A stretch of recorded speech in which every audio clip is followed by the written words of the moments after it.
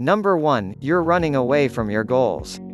It's a common problem for people not to have a clear course of action in their lives. They might have some big, nebulous goal in their head, but they're not breaking it down enough to make it doable. They have this tendency to talk themselves out of trying because it can't be done. They see their dreams as this mountain of a task they can't even begin to take on. To them, it's just so massive and intimidating that it's not even worth putting any energy into it. They content themselves with just thinking about the what-ifs instead of spending time on the how-tos. But if they made the first step to break down those goals into smaller, manageable chunks, they'll find that working on their dreams isn't as hard as they thought. At the heart of it, your goals are nothing more than a bunch of smaller tasks that you need to do every day, every week, and every month. And most of them are pretty boring when you think about it. But put together, they add up to something huge. So write down your goals, and keep it somewhere you can go through every day. Start with the major ones first, then break them down into smaller sub-goals underneath each of those. Remember, unless you face the reality of making your dreams happen, you'll be no closer to your goals than when you first thought of them. Number 2, you lack vision. Aside from a lot of folks not having a clear set of goals, they don't even have a sense of purpose to begin with. They're drifting aimlessly in life, not really sure which direction they should take. In the back of their minds, they're thinking, me? Accomplish that big, scary thing and make a ton of money? I'm fine making $25,000 a year, thanks. I don't want to disappoint myself if I end up not doing it. But like I said, that's just the fear talking. If you want to lose that feeling, you need to replace it with a positive one instead, like excitement for instance. And to do that, why not get excited about your dream scenario? Visualization is helpful, but you need to paint a crystal clear picture to get the full effect. The first step is to think about what you want to happen, like putting up an internet cafe or a yoga studio. Ask yourself, why is this goal important to me, anyway? How do my values tie into all of this? Get to the core of it. Maybe you want to create more jobs in your community or teach people how to clear their minds and relax.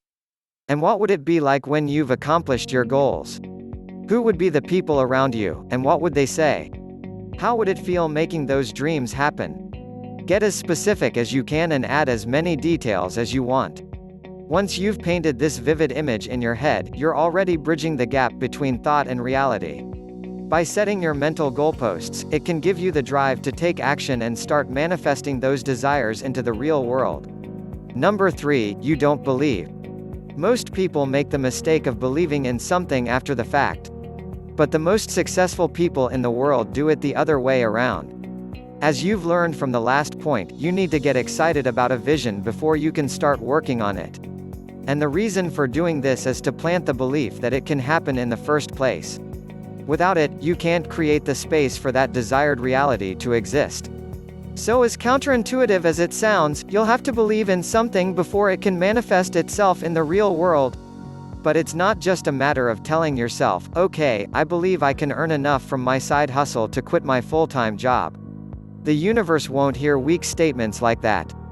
Instead, try using affirmations to empower yourself. These are declarations you can say out loud, or in your mind, to reinforce the reality you want. When you repeat it enough times, you'll cement those things you want to be in your subconscious. Then you can start working on those goals you wrote down with a newfound sense of rock-solid confidence. However, it's crucial that you phrase these affirmations correctly. Pick a bunch of goals you want to accomplish, and act as if it's happening in the present. That way, you can start moving in that direction and make it happen. For example, it's not really useful to say, one day, I'll become rich and be able to provide for my family. Instead, you can rephrase that into a more powerful statement such as this: I am wealthy, and my life is filled with abundance every day. I use my wealth to provide for my family. By acting like it's happening now, you're giving yourself something to aim for. As I said, belief comes before reality. To get started, try spending 5 to 10 minutes on this every day, e.g., first thing in the morning or before bedtime work best. Soon enough, you'll feel a change in how you go about your day. Number 4, you don't have a plan B. As much as we'd like to live in a perfect world, the best plans can take a wrong turn. Sometimes, the outcome you had in mind doesn't align with reality. In cases like those, you need to know how to respond. People often blame others or hit the panic button as a knee-jerk reaction. The better approach is to take control of at least some part of the situation, so it doesn't completely go down the drain.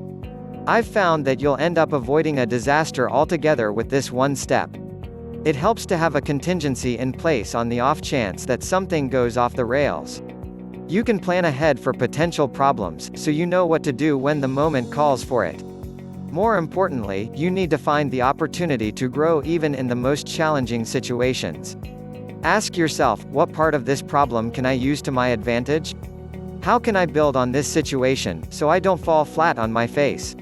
The more you embrace adversity, the better you can turn it on itself and come out on top. As the Marines say, improvise, adapt and overcome. Number 5, you lack discipline. Jocko Willink, a former Navy SEAL and author, talks a great deal about this core value. He says, self-discipline will take care of you like nothing else can. It'll put you on that path to strength, health, intelligence and happiness. And most importantly, it'll put you on that path to freedom. To cultivate discipline, it starts by making the decision to stay focused on your end goals. That's going to take some sacrifices, such as staying up late, giving up unhealthy habits and resisting the desire to procrastinate. The moment you get distracted from your goals, you'll erode your foundation of self-discipline. Studies show that people who can map out a clear daily routine are more likely to stick to it. And in effect, that makes them more productive than others. Like what you did with your goals, write down a schedule you can work with, and do your best to follow it. Fact, humans are wired to crave structure and routine. It's an anchor for our minds, so we don't drift off into a limbo of wasted potential and mediocrity. And when you get down to it, the reasons you're not making it happen all boil down to one thing. It's the voice inside you that says, "Why are you trying to change? Don't you know how terrifying the great unknown is? Just stay here where it's safe." I've dealt with that voice all my life, but I've found a way to shut it down so it doesn't get a vote. Thank you for watching. Please subscribe.